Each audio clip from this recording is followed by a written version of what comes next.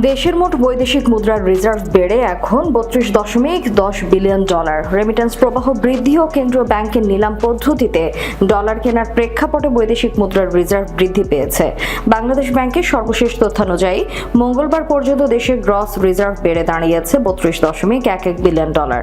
আন্তর্জাতিক মুদ্রা তহবিলের হিসাব পদ্ধতি BPM6 অনুযায়ী বর্তমান রিজার্ভের পরিমাণ 27.35 ডলার। দেশে রিজার্ভ বেড়ে 32 বিলিয়ন ডলার।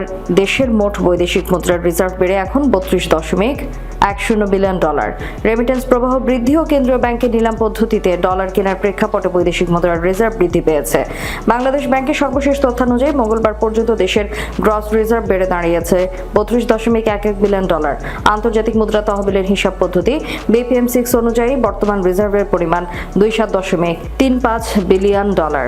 IMF এর হিসাব পদ্ধতি BPM6 অনুযায়ী যার পরিমাণ ছিল 27.12 বিলিয়ন ডলার। বাংলাদেশ ব্যাংকের মুখপাত্র জানান, রেমিটেন্স প্রবাহ বৃদ্ধি ও কেন্দ্রীয় ব্যাংক নিলামের মাধ্যমে বাণিজ্যিক ব্যাংকগুলো থেকে ডলার কেনার রিজার্ভ বাড়ছে।